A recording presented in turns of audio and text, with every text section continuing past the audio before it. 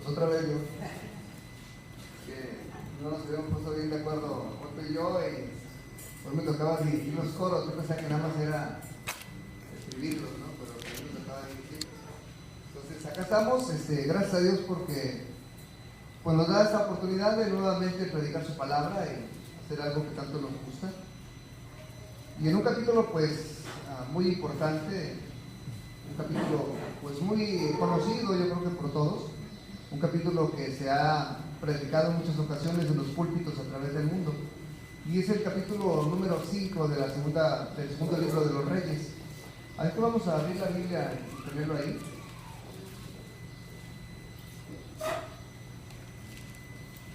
Ahora, me gustaría saber cuántos de ustedes pues leyeron el capítulo. Amén, amén, amén, amén, amén. Amén. Pero en la semana, hermano, no vayan, no, sí yo lo leí así. En esta semana sí lo leí. Hace ratito lo leí. Amén, amén. Hermanos, nada más comentarles una cosa. Fíjense que ayer hablaba con Raúl. Estábamos hablando mientras que pues, los niños estaban jugando en la piñata la de Diego. Y entonces hablábamos y le comentaba a Raúl que 3 son las doctrinas básicas las cuales tenemos que conocer. Y 3 son las doctrinas básicas que son los pilares para que nosotros podamos entender el plan de Dios en nuestra vida. Le comentaba que la primera de ellas pues es la doctrina de la creación. Dios nos crea con un propósito. Dios nos creó con un propósito. Que le alabáramos, que le glorificáramos, que fuéramos una creación perfecta para Él. Entonces, así es como Dios nos ve o nos veía, que tuviéramos una comunión plena y perfecta por la eternidad. Entonces, la primera doctrina viene siendo la doctrina de la creación, pero después llega una segunda doctrina, que es la doctrina de la caída. Y es que Dios nos hizo perfectos, pero el sello de la perfección, ¿sabe qué fue? La libertad de elección. Por eso cuando leemos allá en Ezequiel capítulo 28, cuando Dios escribe, o cuando Ezequiel escribe, inspirado por el Espíritu, sobre Satanás, le dice que él era el sello de la perfección hasta que se halló en él maldad. Y no es que Dios haya puesto la maldad en Satanás, sino más bien que ese sello de la perfección es la libertad de elección. Y en esa libertad de elección, pues Satanás decidió mal. Asimismo, nuestros primeros padres en ese sello de la perfección decidieron mal. Y quisieron ser iguales a Dios. Es por eso que caímos. En el capítulo 3 de Génesis, ustedes lo pueden leer. Y al caer, pues morimos. Y la muerte que se menciona ahí, pues fue primero una muerte espiritual para después pasar a una muerte física. Aquí uno de los problemas que a veces no logramos conciliar es que muerte significa separación.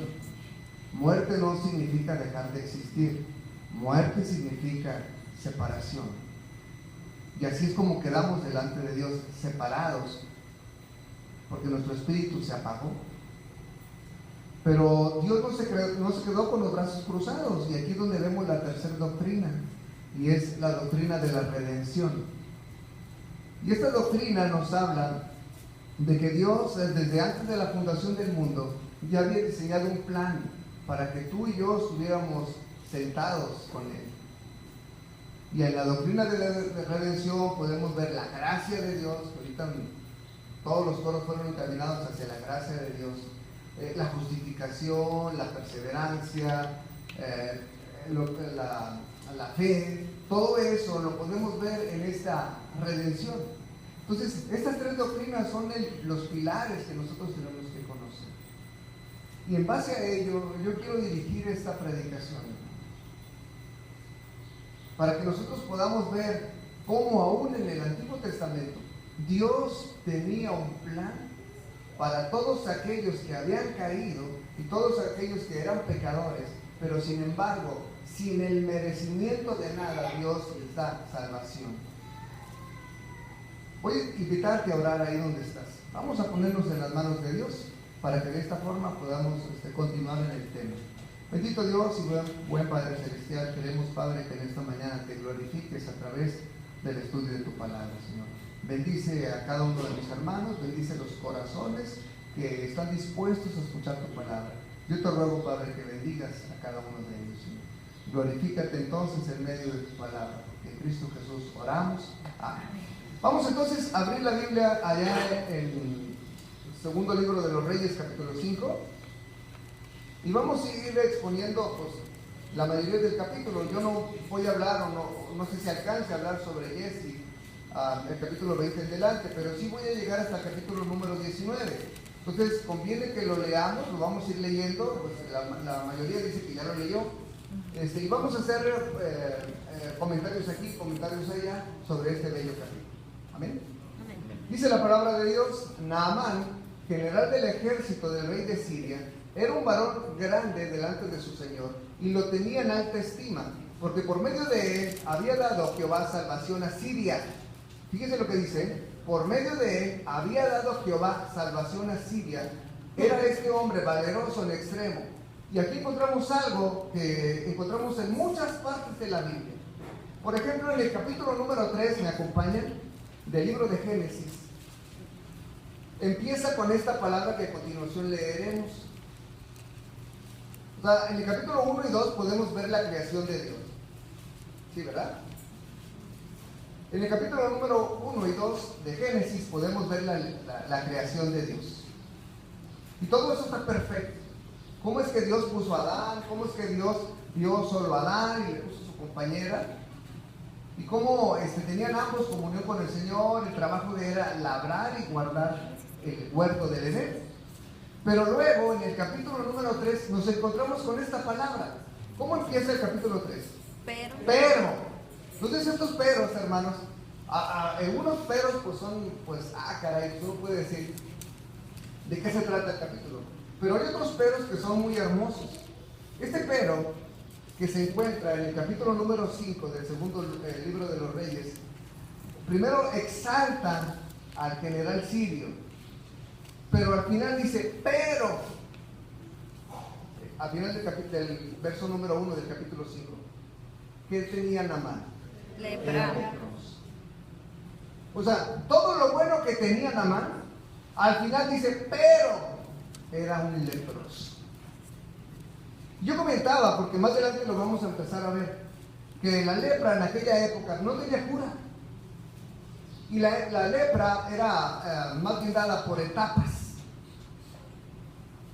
Y bueno, más adelante vamos a ver el caso de unos leprosos, ¿no?, que estaban pues ya condenados a muerte, estaban inclusive ya a punto de morir, y entonces está sitiado el pueblo de Israel, y los leprosos van, y entonces ellos encuentran que el campamento está solo, y van y dan aviso. Pero los leprosos, una de las cualidades de la lepra, aquí una doctora me va a decir, hermano, está haciendo mentiras. No, lo estoy investigando, pero una de las cualidades de la lepra es que la lepra hace que pierdas la sensibilidad en los miembros, sobre todo los más alejados que están a tu corazón, y esos son los dedos de los pies y los dedos de las manos. Entonces, si pierdes sensibilidad, pues no sientes ahí en esas partes. Entonces, en la antigüedad, pues las cuestiones de higiene pues no son las que hoy tenemos, y había ratas, y las ratas pues eran consideradas como parte del folclore, o parte de la zoología, ¿no?, de los lugares, no eran parte de las casas, ¿no? Pues sabes que pues hay una rata, ahorita puedes poner tal vez un gato, ¿no?, o un pájaro, y bueno, pues forma parte de lo que viene siendo la zoología del lugar. Pues las ratas así eran consideradas. Pero estas ratas llegaban y se comían los dedos de los leprosos. Como no sentían, las ratas se los comían. Y es cuando los leprosos empezaban a utilizar una artimaña, que era traer un gato. No, por eso cuando tú veas una pintura o veas una fotografía o algo, un dibujo de los leprosos, casi siempre los pinta con un gato, porque los gatos llegaron a ser los amigos de los leprosos, porque los gatos eran los que se comían a las ratas. Por eso los traían. Los gatos no se contaminaban de la lepra. Entonces, un leproso era una persona que estaba separado, que estaba lejos, que estaba condenado a vivir separado de sus seres queridos. A tal grado que cuando caminaba el leproso tenía que gritar: inmundo, inmundo. Y todas las personas sabían: ¿sabes qué? Pues este es un leproso. y se separaban de él porque la lepra era altamente contagiosa. Vemos a un general entonces, al cual Dios le había dado grandes victorias. Después del rey, quiero decirles, hermanos, que era el general la persona más importante en un país. Repito, después del rey, era el general la persona más importante en un país. Y si el general era un general a los cuales le llamamos de 5 estrellas, pues más. Dice la Biblia, y voy a repetir el versículo número 1, que Naamán es el nombre del general. General del ejército del rey de Siria, era varón grande delante de su señor. Entonces tenía una primera cualidad, que era un varón grande delante de su señor. Y que aparte lo tenía en alta estima, porque por medio de él había dado salvación Jehová a Siria. Este era un hombre valeroso en extremo. Y los generales, pues tenían una vestimenta diferente al resto de los soldados. Tal vez los generales tenían una armadura brillante, con tal vez un casco, con un yelmo y tal vez con un plumaje real, para que en la batalla se distinguieran y supieran quién era el general. Y entonces el general pues estaba prácticamente todo cubierto con metal, tal vez, estaba prácticamente todo cubierto de una armadura hermosa, en donde le protegía de las flechas y de las espadas de los enemigos. Pero aparte también el general se daba a distinguir a sus aliados. Esto era un general. Esto era lo que es. Este general Naamán cuenta la leyenda, ¿no? Una de las leyendas tantas que hablan sobre él. Que fue aquel soldado, ¿se acuerdan que, no recuerdo quién predicó, si el hermano Miguel o el hermano Rubén, del rey, ¿no? Que le cae la flecha y un soldado avienta a la aventura la flecha, ¿se acuerdan? Y que entonces él se viste de un soldado raso y le cae aquí en esta parte de la armadura la flecha. Pues cuenta la leyenda que el soldado que aventó la flecha fue Naamán. O sea, los eruditos o las personas dicen que no, que fue Naamán el que aventó la flecha. Pues me sobra una flecha, pues voy a aventar. Y que Dios dirige la flecha y le cae al rey aquí. Entonces cuenta la leyenda que probablemente haya sido Naamán, no sabemos. No viene en la Biblia, entonces no lo vamos a aseverar, ni tampoco queremos hacer un dogma de esto.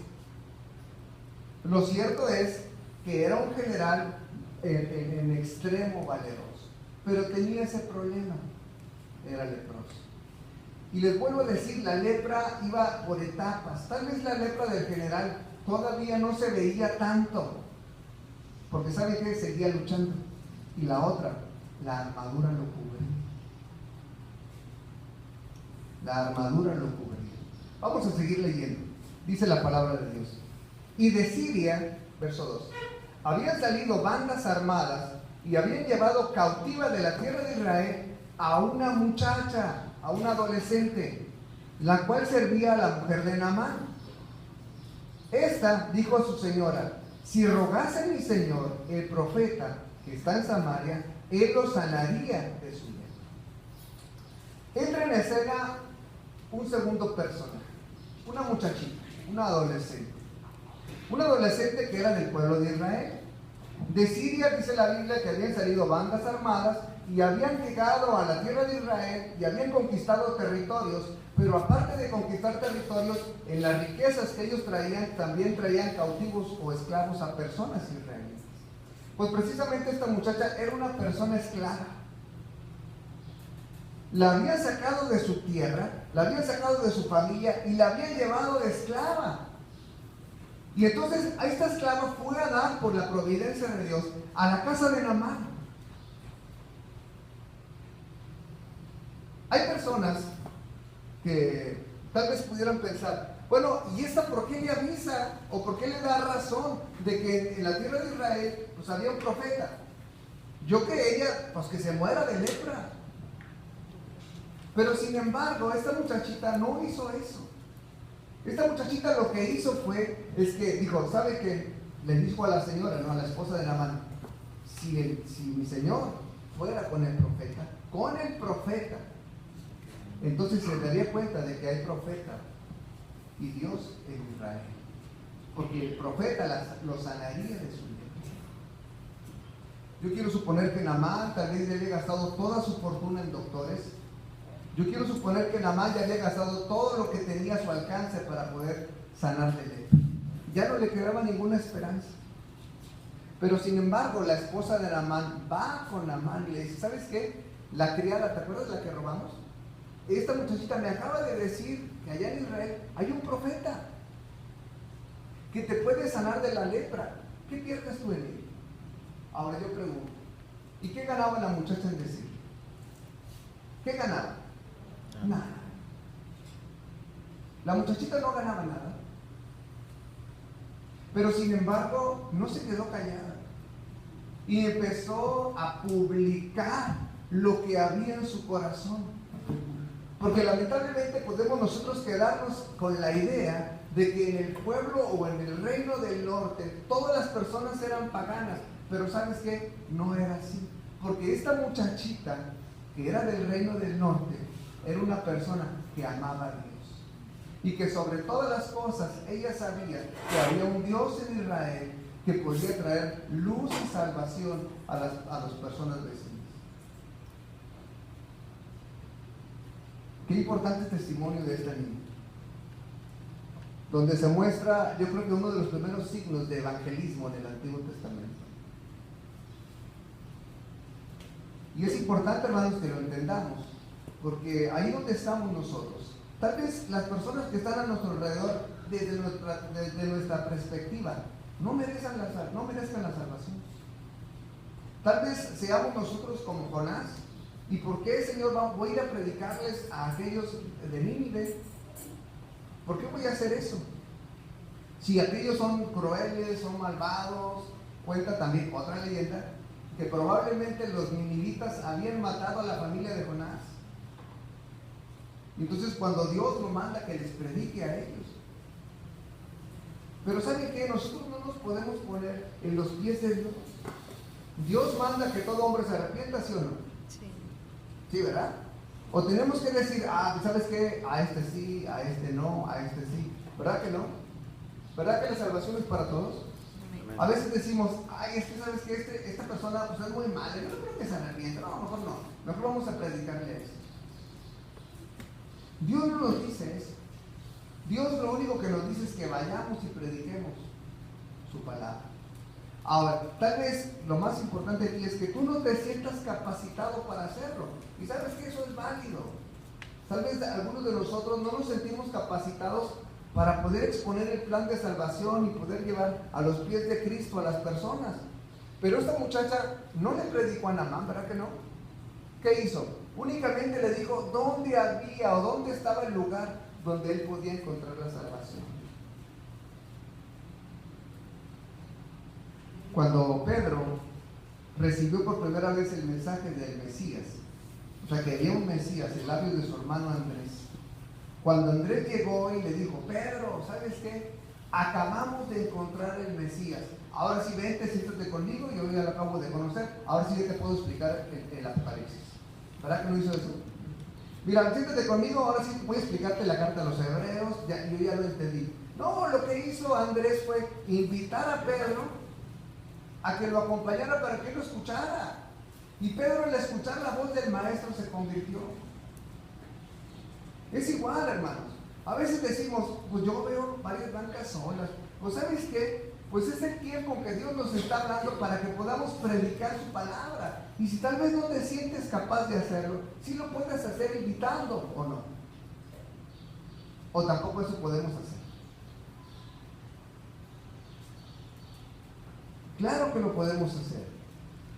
Uno de los lemas que tiene el Club Bíblico es precisamente eso: hacer invitación periódicamente de jóvenes, de la edad de jóvenes, están los jóvenes, para poder invitar y que ellos puedan ver, aquellos jóvenes inconversos, que aún los jóvenes creyentes se divierten, conviven, pero sobre todo que son creyentes.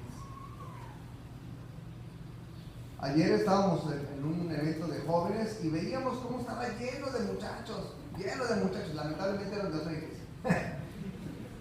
Yo exhorto a los muchachos de esta iglesia que hagan su labor, o les da pena, ¿verdad que no?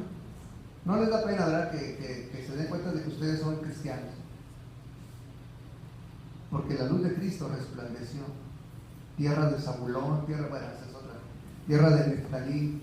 Entonces, ustedes jóvenes tienen una responsabilidad. No esperemos a que el trabajo lo hagan las otras iglesias.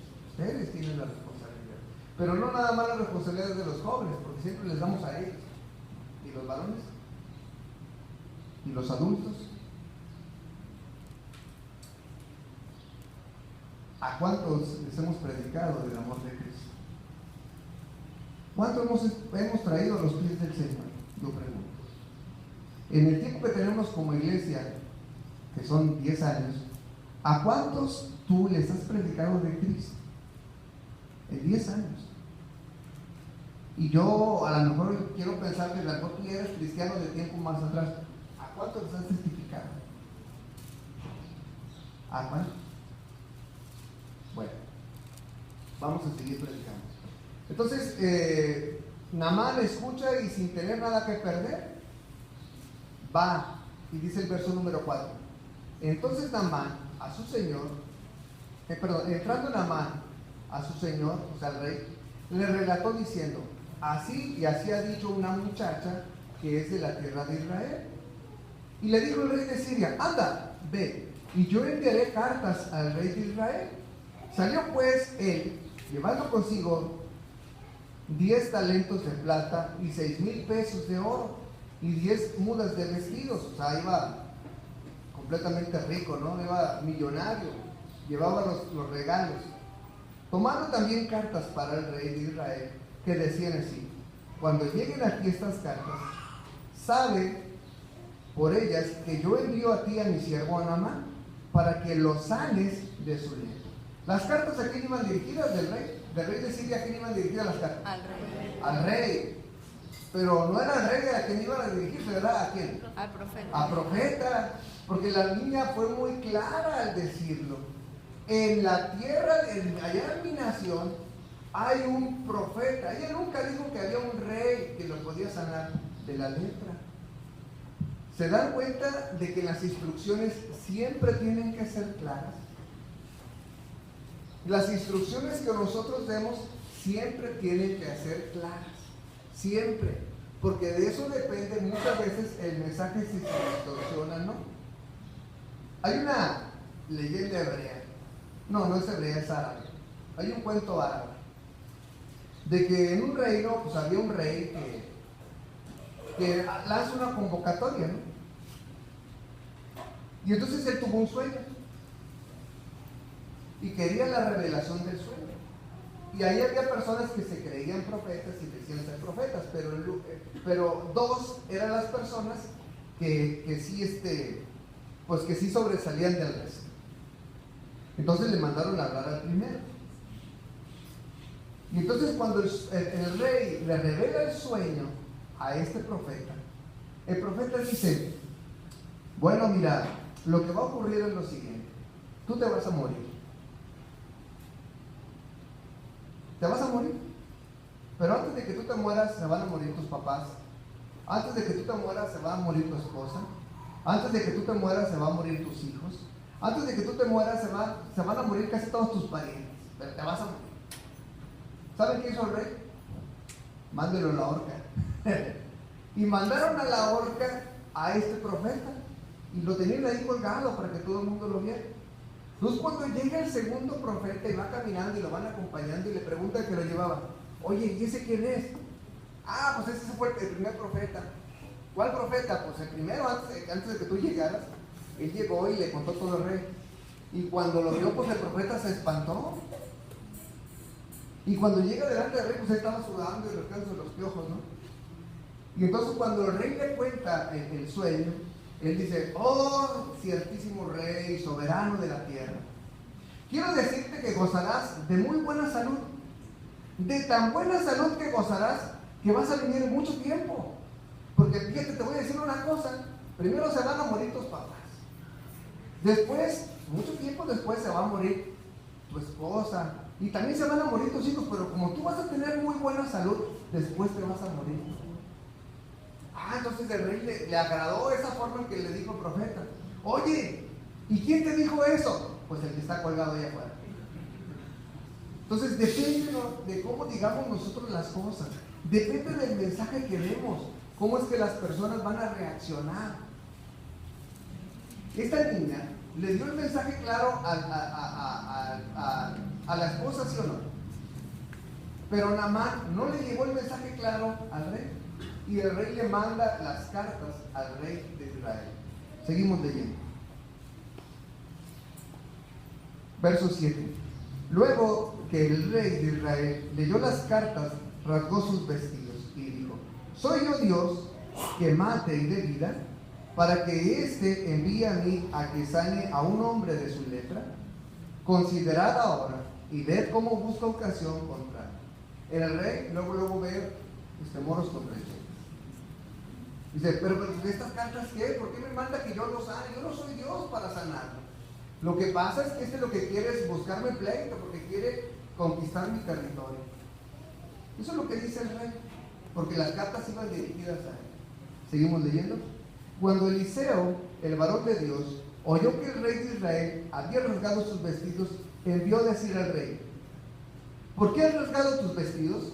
Venga ahora a mí, y sabrá que hay profeta. ¿En dónde? En Israel.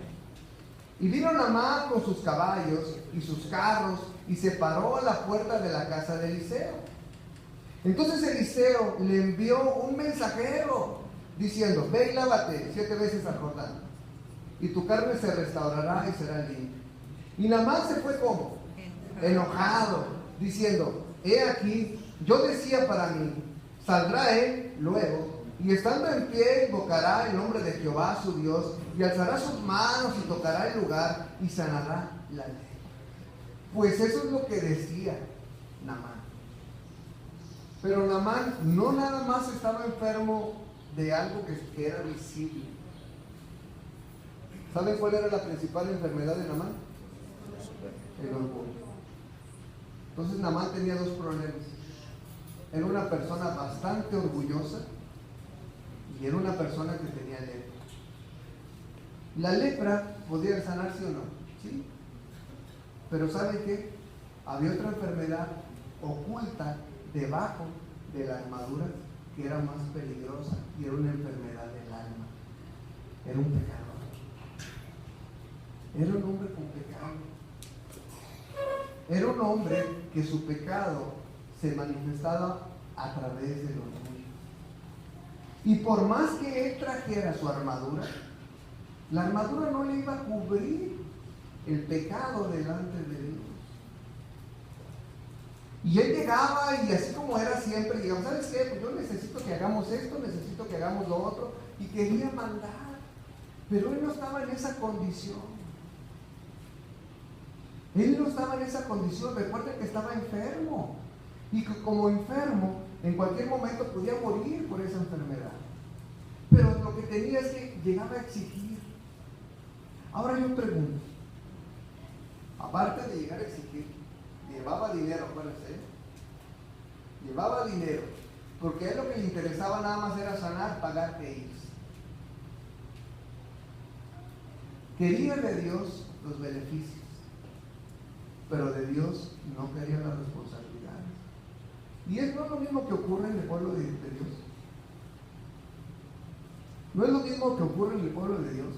Cuando las personas se sienten mal por enfermedad, se sienten mal por algo que pasa en la vida de ellos, no quieren de Dios la paz de Dios, no quieren de Dios los beneficios de Dios, pero en el momento en que ellos tienen que tomar una decisión para recibir eso, pero aparte llevar a cabo las responsabilidades, no lo hacen. Yo por eso, hermanos, cuando veo campañas de sanidad, yo digo: híjole, ¿cuánta gente es engañada ahí? Porque jamás se les confronta con su pecado. Jamás se les dice que Cristo es el que puede salvar de su pecado. Pero hay una condición: que se arrepientan. Y yo nunca he escuchado, ¿sabes qué? Arrepiéntete delante de Dios. Deja atrás tu orgullo, deja atrás tu vanidad, deja atrás todo eso que hace que te hace ver como un pecador. Déjalo atrás. Entrega a Cristo tu pecado y recibe a Cristo como único y suficiente Salvador. En las campañas no hacen eso. ¿Alguien ha estado en una campaña? ¿No? De sanidad. Bueno, ¿no lo han visto por la tele? ¿Verdad que nunca se confrontan las personas con su pecado? Ven a Cristo y serás sano. ¿Sano de qué? Del cáncer. Y sí, tal vez sean sanos de cáncer, pero ¿de qué te sirve si te vas a ir al infierno? Sin cáncer, ¿eh? Pero te vas a ir al infierno.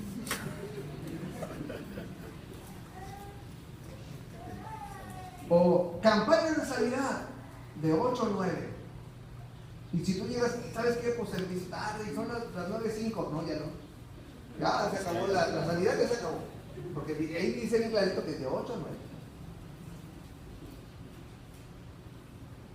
Hermanos, yo no estoy diciendo que Dios no obre a través de sus siervos o a través de personas que Él usa para sanar a la gente. Lo que estoy diciendo, hermanos, es que siempre las personas tienen que ser confrontadas con su pecado. Porque en cierta manera todos estamos enfermos. Y la enfermedad, la peor de ellas es el pecado. Y si nosotros no le pedimos a Dios que nos perdone de ese pecado, podrás quedar sano de esa enfermedad que te aquejaba. Pero si no hay sanidad del alma, ¿de qué te sirve? Nada más por eso se enojó. Porque nada más necesitaba entender una lección. Necesitaba que Dios le diera una lección. Y la lección Dios la estaba preparando. Porque Naamán creía que con su dinero iba a quedar él limpio. Ahora, esto nos recuerda una cosa. Que mientras que las personas caminan bien, mientras que las personas están sanas, que mientras que las personas tienen trabajo, o no les ocurre nada en su vida, o no tienen problemas con sus hijos o con su esposo, ¿sabes qué? Nadie busca a Dios. Nadie se acuerda de Dios. Estoy hablando de las personas del mundo. ¿Por qué? ¿Por qué voy a buscar a Dios si mi matrimonio va bien? Abro a las cenas de mi casa y veo que ahí tengo cornflakes, tengo Fruit Loops, tengo todos los cereales, abro y tengo la comida, entonces tengo todo. ¿Para qué quiero a Dios? Pero nada más que empiece a fallar algo y salgo, ay Dios, ¿dónde estás? En el mismo lugar, pues no sé. El problema es que nosotros no buscamos a Dios. Es Dios que nos empieza a buscar a nosotros. Entonces tengamos mucho cuidado, inclusive ya siendo creyentes, hermanos, porque es muy común que en ocasiones, hermano, ¿sabe qué? Pues me quedé sin trabajo. Ore por mí. Es más, hermano, y hasta pasamos al frente. Ore por mí, hermano, porque no tengo trabajo. Y es más, yo al primer mes, es más, sabes mis primicias. Pero ¿sabes que nadie te está obligando que lo lees? Aquí alguien te ha puesto una pistola en la espalda o en la cabeza para que vengas siguiendo. ¿Verdad que no? Alguien te ha puesto un cuchillo en la espalda para que vengas y ofrendes. Eso es voluntario. Si tú quieres diezmar o si quieres ofrendar, ahí está la caja. Los que diezmamos, que por cierto en la iglesia somos muy pocos, lo que es diezmo, hermano. Porque si a lo mejor le pusiéramos el nombre, pues nos daríamos cuenta, ¿verdad? Pero los que son diezmo, son muy pocos. Tal vez sea ofrenda. Y yo espero que la ofrenda sea mayor que el diezmo, porque eso es lo que dice la Biblia.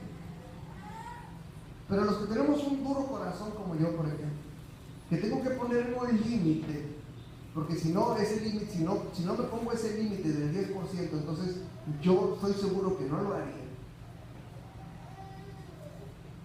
Yo entiendo que es voluntario inclusive, que a mí nadie me ha obligado a hacerlo.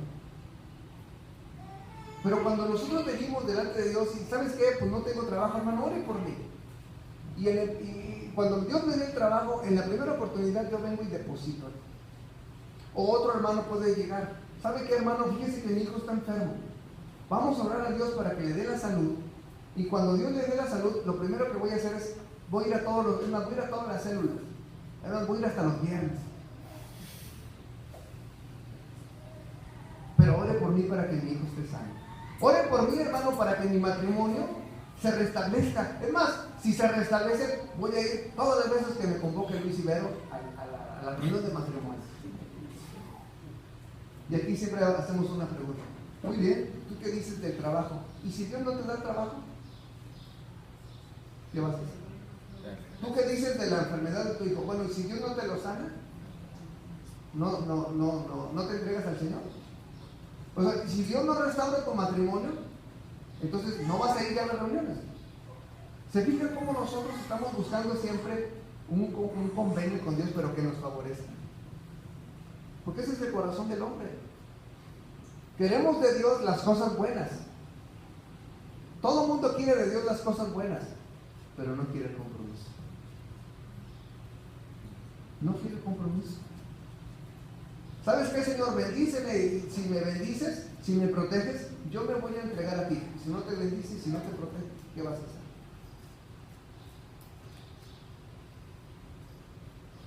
¿Sabes qué vas a hacer?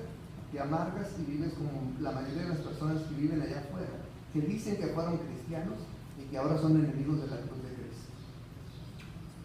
¿Por qué? Porque se amargan contra Dios. ¿Pero Dios tiene la culpa? Somos nosotros, hermanos, de verdad. Somos nosotros y nuestro necio corazón. Entendamos esto. Aprendamos de Naamán. ¿Cómo llegó con esa actitud? Y Eliseo ni siquiera lo recibió.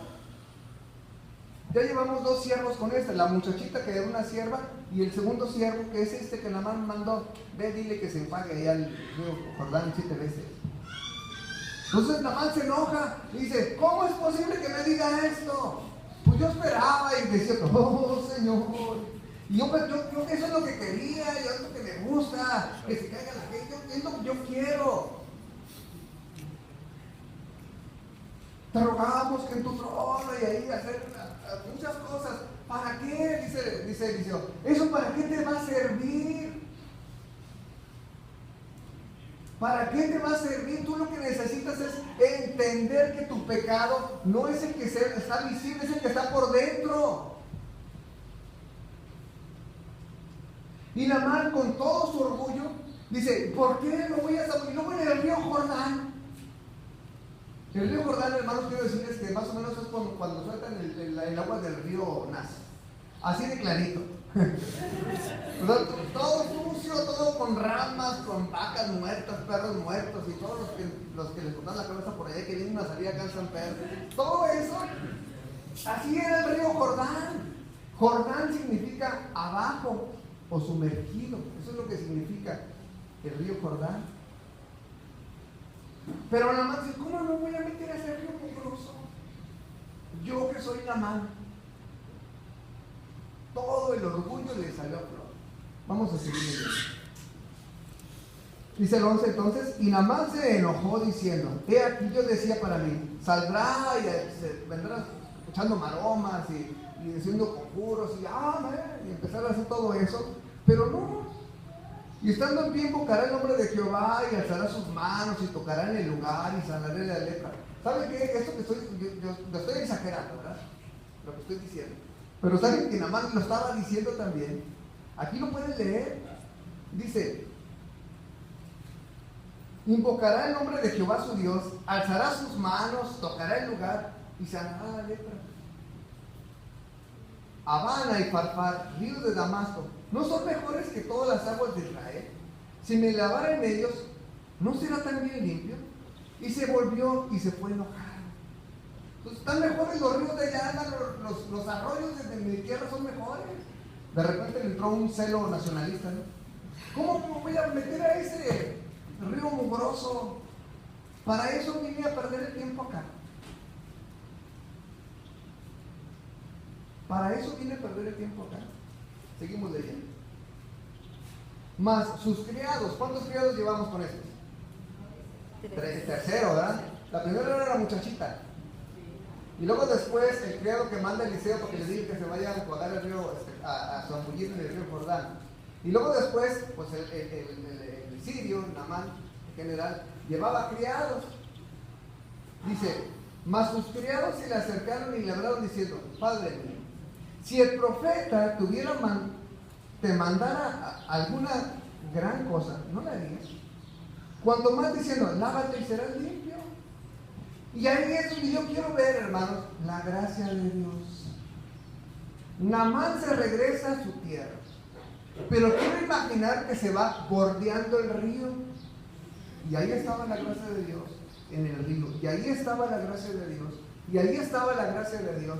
Y ahí estaba la gracia de Dios. Y cómo Dios empezó a trabajar en su corazón. Y cómo Dios le enseña una lección. Porque las personas que le estuvieron diciendo lo que tenía que hacer eran criados. Y los criados que él llevaba, mira, Naamán, si el profeta te hubiera dicho, ven, mata un dragón y luego báñate con su sangre, ¿lo hubieras hecho? Sí, lo hubieras hecho, porque a ti te importan las cosas. Ah, no, es que ¿cómo va a ser tan fácil? Si te hubiera dicho, te vas de rodillas de aquí en la villa y te regresas, ¿no lo hubieras hecho? Sí, lo hubieras hecho, porque tú quieres hacer las cosas a la manera difícil, pero así no trabaja Dios. Cuando el ladrón en la cruz estaba junto al Señor,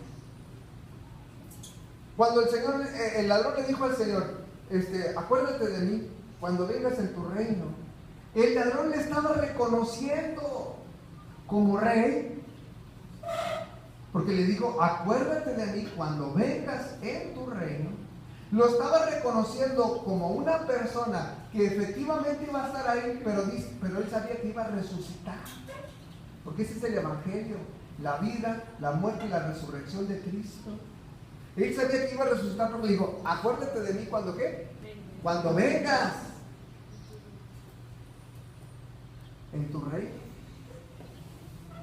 Y también había dicho antes, había reconocido su pecado. Mira, ¿sabes qué? Le dijo al otro, tú y yo no lo merecemos. Estar aquí crucificados, tú y yo no lo merecemos, porque somos personas pecadoras. Él no, Él es el santo. ¿Y qué le dijo el Señor cuando el ladrón de la cruz se arrepintió?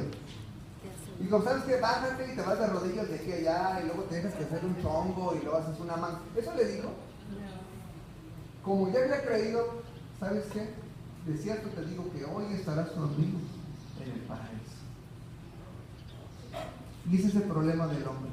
Siempre le queremos ayudar a Dios. Tan fácil que es la instrucción de Dios, pero tan difícil de hacerla que se nos olvida. ¿Qué es lo que Dios nos pide hoy?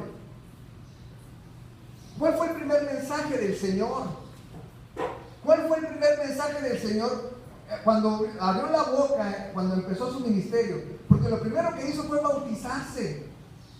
Pero el mensaje de Dios, cuando Él empieza a predicar, lo primero que hace, ustedes lo pueden leer en Marcos capítulo 1, es decirle al pueblo que se arrepienta y que crean el Evangelio.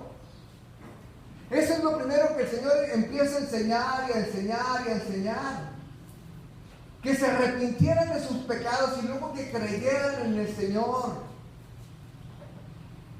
No tenía gran cosa que hacer más que hacer eso, pero eso es lo más difícil de que la gente haga. Porque la gente no quiere creer de esa forma. La gente lo que quiere es ayudarle a Dios a salvarse. Pero ¿qué tienes que hacer?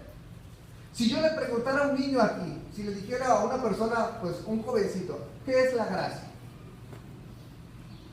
¿Qué me contestaría? Esa es una pregunta de kinder que todo el mundo debe de saber. Y sobre todo en esta iglesia que se ha predicado tantas veces. Si no te gusta ir a las células o venir los viernes, pues a lo mejor batallarías.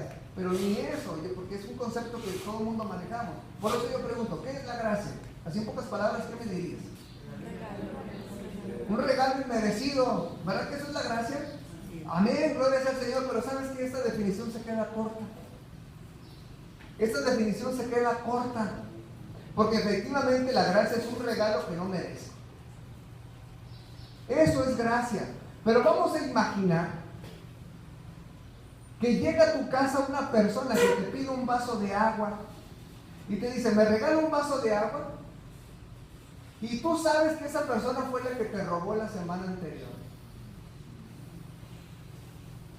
Y aún así tú te metes y le das el vaso de agua. Eso es gracia.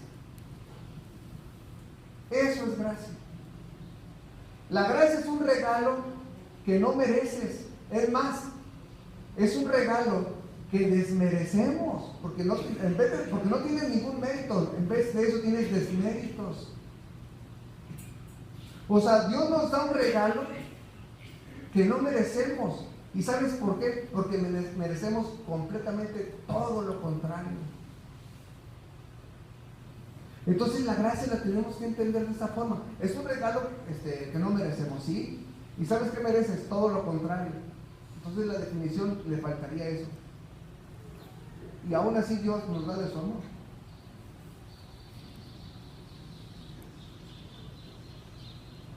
Y eso es la gracia. Eso es la gracia. ¿Qué merecía Naamán? Yo pregunto. ¿Naamán merecía ser sanador? ¿Verdad que no?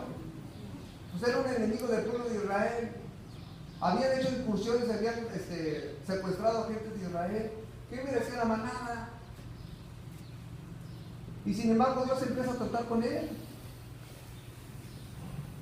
¿Qué merecíamos tú y yo? Nada. ¿Sabes qué? Si ahorita la conclusión hasta lo cantamos, si no fuera por la gracia de Dios, ¿dónde estaría? Yo ya les había dicho, ¿no? Que muchos de nosotros ya nos hubiéramos muerto como hasta 10 veces. Y feo. Si no fuera por la gracia de Dios, ¿dónde estaría? Entonces es Dios quien nos ayuda. Es Dios quien nos da esa gracia. Y esa gracia dice, te voy a dar la gracia para que creas. Pero ya no la quita. No, hermano. La misma gracia que nos llevó a los pies de Cristo es la misma gracia que Dios nos da día a día para que vivamos justa y piadosamente. Pero tienes que tomarlo. ¿No le decía Pedro en la carta? Crecer en el conocimiento y gracia delante de Dios. ¿Cuántos han crecido en el conocimiento y gracia? ¿Sí hemos crecido en el conocimiento y gracia? De a lo mejor nada más hemos crecido en estatura o para los lados. Pero en la gracia hemos crecido. Dios quiere que se amén. Muy bien, entonces los siervos le empiezan, ay, mira, si el profeta te hubiera dicho, ve y mata un cocodrilo y quítale la piel y luego hierve, la otra vez mata un pez grande, quítale el hígado, la hiel, entonces hiérvela y todo eso de como viene en Tobías. Si el profeta te hubiera dicho eso, ¿a poco no lo hubieras hecho? Pues sí. Pues porque te gusta hacer las cosas difíciles. Mira, aquí está el río. ¿Qué te cuesta hacerle caso al profeta? ¿Qué te cuesta meterte y perseverar 7 veces? ¿Qué te cuesta? Y es cuando a Naamán se le abre el entendimiento. ¿Y sabes qué? El orgullo se le derrumba. Porque todo ese orgullo que iba resoplando, todo ese orgullo se le derrumba, se le cae. Y dice la Biblia más abajo, verso 14. Él entonces descendió y se zambulló 7 veces en el Jordán, conforme a la palabra del varón de Dios, y su carne se volvió como la carne de un niño. ¿Qué dice la Biblia? Y quedó limpio. ¿Sabes por qué? Porque la fe que manifestó aquí Naamán fue la fe que le llevó a la obediencia. A ver, yo les hago una pregunta.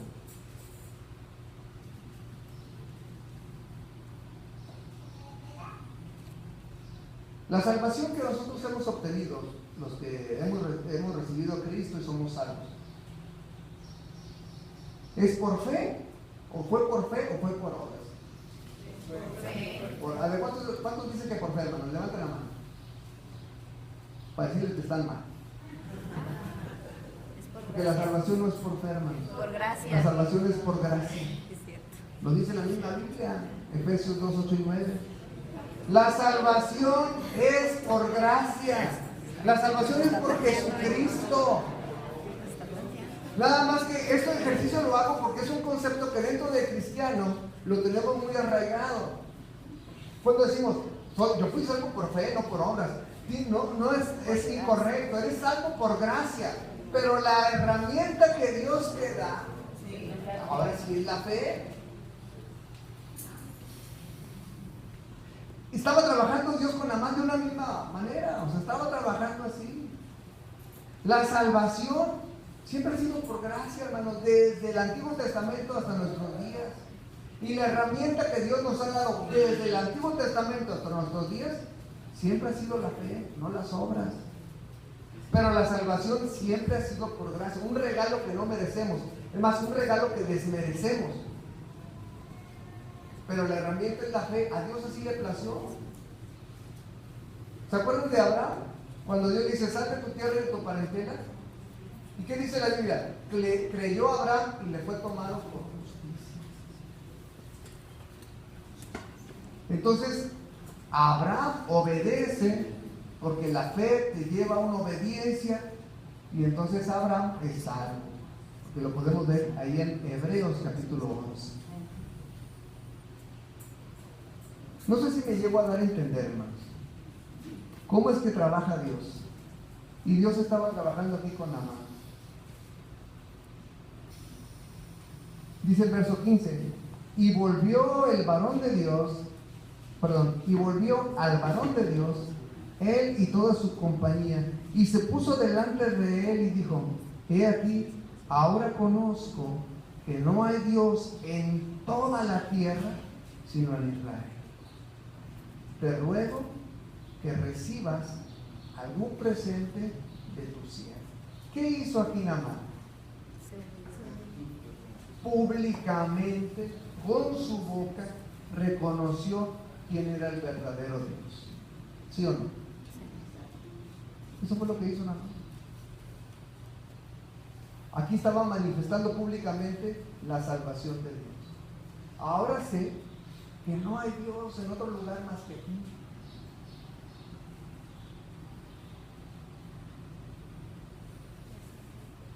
Te ruego que recibas algún presente de su siervo. Mas él le dijo, o sea, Eliseo, vive Jehová. Ahora sí, Eliseo sí salió a recibirlo, ¿verdad? Vive Jehová, en cuya presencia estoy, que no lo aceptaré. Y le instaba que aceptara alguna cosa, pero él no quiso. ¿Por qué no quiso Eliseo recibir un regalo? Porque la gracia venía de Dios. ¿Perdón? Porque la gracia venía de Dios. Porque ¿saben qué? Pues era un regalo de Dios. O sea, Eliseo, ¿qué había hecho? O sea, Eliseo nada más era el medio, todo lo había hecho Dios. Y ¿sabes qué? Este es un error muy común, y ahorita me acuerdo de Rubén Camacho, ¿no? Cuando platicamos con... Bueno, yo nunca he platicado, pero el único futbolista que he platicado, pues ya ni cuenta. Pero cuando los futbolistas, pues estábamos hablando de los futbolistas, ¿no? Que llegan a una iglesia, ¿saben qué hacen los hermanos? Van y se fijan a ver si trae la Biblia, no, el futbolista, no, si no trae la Biblia, ahí van todos, se le pegan y todo. La Biblia, pobre hermano, que tampoco una persona que era visitante y llegó y no trae Biblia y a él, pobrecillo, lo dejan ahí. Pero el futbolista lleva todo, o sea, porque lleva toda la atención de la iglesia. Y casi se le predica al futbolista, ¿no? Y entonces es un error que cometemos muy comúnmente nosotros. ¿Por qué?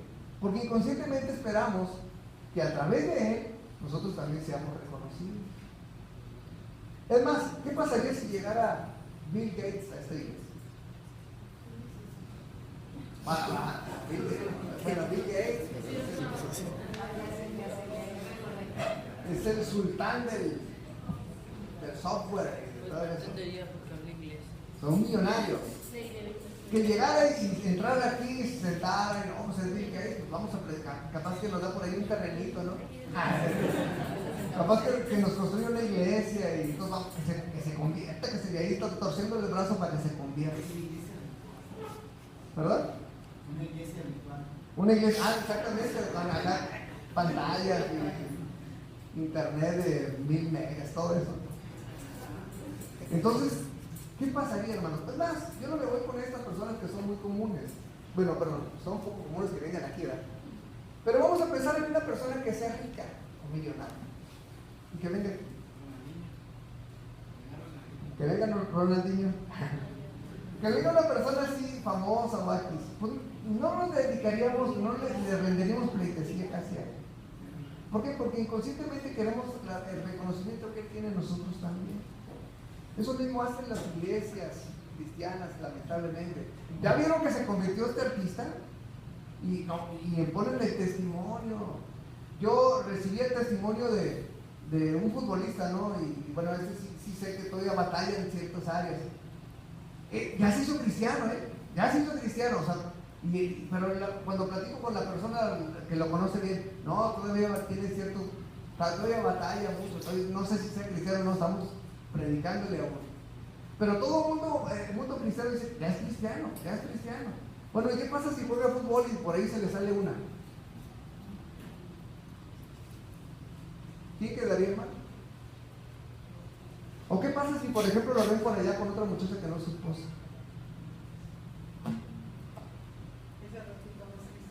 Ah, sí. Bueno, era primo. No, ¿verdad? No era hermano, era primo. ¿Verdad? Inconscientemente lo hacemos. Por ejemplo, aquí el profeta no recibió ningún regalo de la mano. Porque el profeta sabía, ¿sabes qué? No lo voy a recibir. Porque yo no hice nada. Si quieres me llévalo al templo, si quieres llévalo al alfolí. Yo no te voy a recibir nada porque el don de Dios no se vende. Y entonces, ¿qué dice Naamán? Pues se da la media vuelta y se va. Verso 17. Entonces Naamán dijo, te ruego, pues, de esta tierra no se dará a tu siervo la carga de un par de mulas, porque de aquí en adelante tu siervo no sacrificará holocausto ni ofrecerá sacrificio a otros dioses, sino a Jehová. Antes había una creencia, hermano. La creencia era que la tierra que se llevaba de los lugares, pues era tierra también que se podía utilizar en otro lugar, pero era tierra sagrada. Es decir, que tú dices, no, pues yo soy lagunero y yo quiero la tierra de, hasta te traigo el playero de Santos. Ahí que luego, ¿qué tiene que haya perdido 4-1? Pero como yo soy santista, aquí es donde se demuestra el verdadero santismo. Yo soy lagunero y yo como lagunero pues me voy a llevar mi tierra. Es más, voy a percibir el olor de mi olor a alianza, así esos olores. Me lo voy a llevar, ¿por qué? Porque yo quiero esos olores, esa tierra. Bueno, en la antigüedad eso se hacía, ¿no? Se tomaba la tierra de un lugar para ser trasladada a otro y entonces en aquel lugar se adoraba, pero con la tierra. Eso es lo que hizo Naamán. ¿Sabes qué? En 2 mulas pues quiero la tierra de este lugar, porque voy a adorar allá. Porque yo no voy a adorar a otro Dios, ahora yo voy a adorar a Jehová. Porque ahora yo sé que eres el Dios verdadero. Eso es lo que yo voy a hacer. Y voy a darle holocausto allá.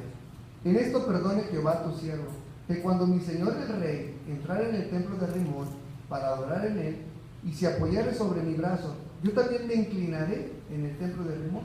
Cuando haga tal, Jehová perdone esto a su siervo. Y él le dijo, ve en paz. Se fue pues y caminó como media legua de tierra. Y aquí termina la historia de Naamán y Eliseo. Bueno, más adelante hay otra historia, ¿no? De Jesse. Pero ya no nos da tiempo.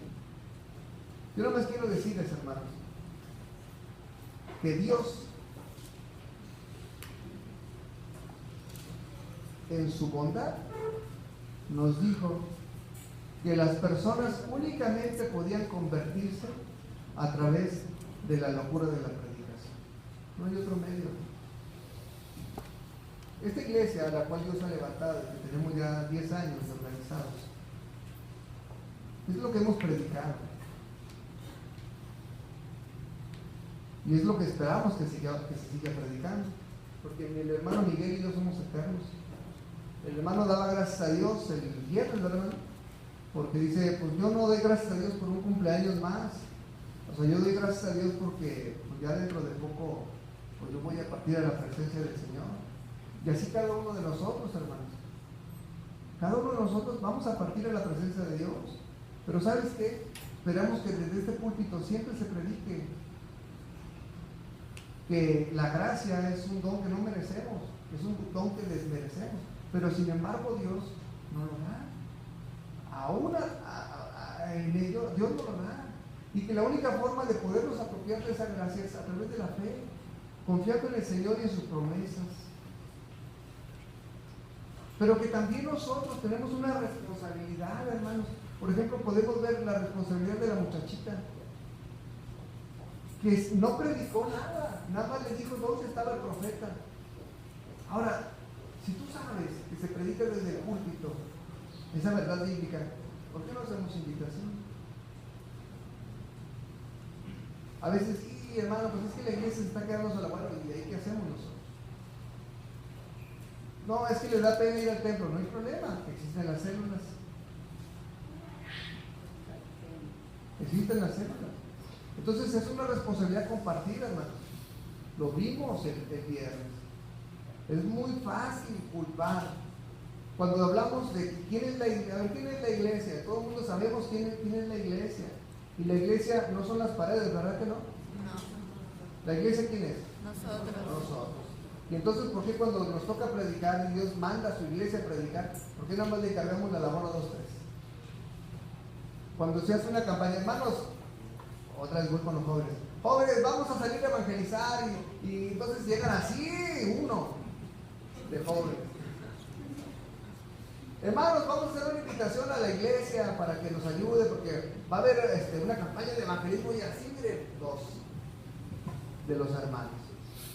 Porque inconscientemente, pero pues eso es labor de, pues, para eso le pago al hermano Miguel, para eso debo y deposito. Pero no es una responsabilidad nada más de él, ni mía, ni de los hermanos que están a frente de sus ministerios. Es una responsabilidad de todos. Entonces la responsabilidad es compartida. La iglesia, hermanos, como lo hemos dicho, es como un restaurante y nosotros todos somos los chefs. Y si un comensal viene y no se siente a gusto, ¿sabes qué? No es, no, es culpa del que predicó. Es culpa de la alabanza, porque el otro se equivocó como 10 veces más. Otro se equivocó. Dani se equivocó. El de la batería se equivocó. El de las bajos se equivocó. Otra vez el de la batería se equivocó. Que se equivocó el del teclado, que se equivocó el de las congas. O sea, ¿sabes qué? Es una responsabilidad. Y otra vez la batería dice el pretexto. Es una responsabilidad que tenemos todos, hermanos. ¿Por qué no la compartimos? No la compartimos por 2 cosas. La primera, y eso espero que sea, porque somos flojos. Porque no espero que sea la segunda. Y la segunda, porque a lo mejor ni cristianos somos. Entonces, ¿cómo voy a compartir algo que yo no tengo? Pero si es la segunda, ahorita hay oportunidad, hermano, de que te arrepientes. Perdón, la primera, ahorita hay oportunidad de que te arrepientes. Y le pidamos perdón a Dios por no estar haciendo su obra. Pero si es la segunda, a ti, amigo que nos visitas, te digo que Dios está llamando a la puerta de tu corazón. Y yo no sé cuándo Él venga, pero hay un capítulo que es son las palabras más solemnes que yo he encontrado en toda la Biblia con respecto al Señor Jesús.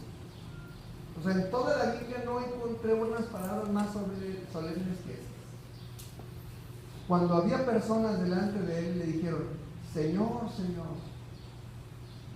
en tu nombre hicimos esto, en tu nombre hicimos aquello, y en tu nombre hicimos esto. ¿Y sabes qué contesta el Señor? Apártense de mí, porque yo nunca los conocí. ¿Cómo que no nos conociste? Si íbamos a piedra angular.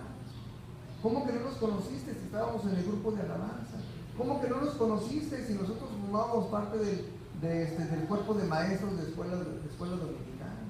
¿Cómo que no nos conociste si éramos líderes de jóvenes o éramos hasta el pastor? ¿Cómo que no nos conociste? Apártense de mí, malditos, al fuego eterno. ¿Por qué estas personas fueron a dar ese lugar? Porque estas personas no profesaban ser musulmanes, ¿verdad que no? Tampoco estas personas profesaban ser budistas. Estas personas profesaban ser creyentes. Es más, tan profesaban ser creyentes que tenían una comunión con Dios muy estrecha, o ellos que pretendían. Porque cuando en la antigüedad un nombre se repetía doble vez, era sinónimo de acercamiento, de amistad. Abraham, Abraham. Moisés, Moisés. Jerusalén, Jerusalén. Marta, Marta. Todas estas palabras, ¿cuántas veces se repitieron? Y de las veces, las personas eran personas muy allegadas al Señor. Por eso cuando la persona decía, Señor, Señor, se creían cercanos al Señor. Y sin embargo su castigo fue ir al lago de fuego, o es ir al lago de fuego. ¿No estarás tú en la misma condición? Creyendo que eres y no eres. ¿Cómo puedes saber si eres o no? Muy fácil. Dice el Señor, ¿por qué me dicen Señor si yo no soy su dueño? Yo tengo un carro afuera. Y si yo le dijera, por ejemplo, a Arturo, que ya, por ejemplo, lo dije mañana, ¿sabes qué? Llévate mi carro, te lo regalo. Entonces que me dijeron, hermano, oye, pero ¿por qué se lo das? Porque es mi carro, yo soy su dueño y yo hago con él lo que yo quiero. Si tú dices que el Señor es tu dueño, ¿por qué no le obedeces? Si tú dices que el Señor es tu dueño, ¿por qué no le haces caso en lo que Él dice? ¿Por qué te da igual venir o no venir? ¿Por qué te da igual leer la Biblia o no leerla? ¿Por qué te da igual hacer las cosas que a Dios le agradan o no hacerlas? ¿Por qué te da igual ir a lugares en que tú sabes que no debes de ir? O hacer cosas que tú sabes que no debes de hacer. Te da igual si las haces o no las haces. Entonces, ¿quién es tu dueño? ¿Quién es tu Señor?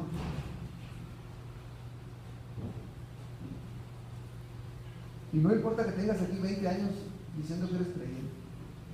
O no importa que hayas dejado aquí media cartera para el diezmo y la ofrenda. Eso no importa. Lo que importa es en realidad dónde está tu corazón. ¿Por qué batallamos tanto a veces los líderes en que los hermanos tomen una actitud de humildad y trabajen en la obra? ¿Por qué? ¿Por qué batallamos tanto, hermanos, de verdad? ¿Qué no sabes lo que dice Juan capítulo 12? Que el siervo trabaja para el dueño. Y si es tu dueño, ¿por qué no trabaja?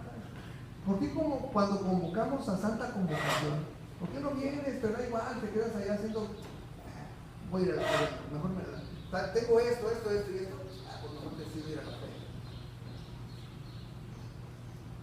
Si te decimos, va a venir un predicador invitado un viernes, vamos a pensar, van a venir unos muchachos de palabra de vida, un viernes, a Santa Convocación, como iglesia, y te digo, ay, yo no, que vayan de ellos.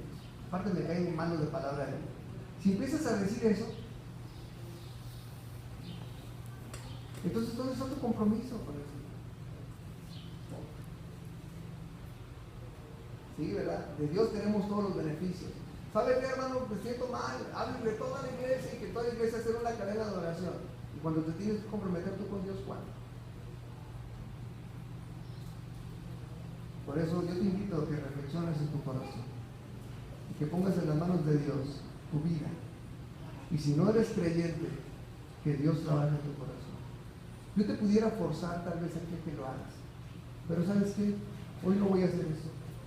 Hoy espero que Dios trabaje en tu corazón. Y si no eres un hijo, tú lo sabes si no lo eres. Tú lo sabes si es tu dueño. Tú lo sabes, no puedes engañar a Dios. Si no eres, entonces tienes la oportunidad de acercarte y pedir perdón. Vamos a ver. Bendito Señor y buen Padre Celestial, en tus divinas manos nos ponemos el día de hoy. Gracias, Padre, porque a través de la historia de Naamán podemos entender, Señor, que tu gracia a través de la historia siempre ha sido el motor que mueve y nos lleva a tus pies. Y que es a través de la fe la herramienta que por la cual nos apropiamos de esa gracia. Te pedimos, Padre, perdón por las veces en que no hemos hecho tu voluntad, por las veces en que hemos podido predicar tu palabra y no lo hemos hecho. También te pedimos perdón por las veces en que no hemos tomado en serio lo que tú dices en tu palabra que tenemos que hacer. Llévanos con bien de este lugar, Señor, nos ponemos en tus manos para que así sea. Te lo imploramos, te lo suplicamos en el nombre de Jesús. Amén. Amén, hermanos. Que el Señor les bendiga. Bueno, pues me quedo aquí para los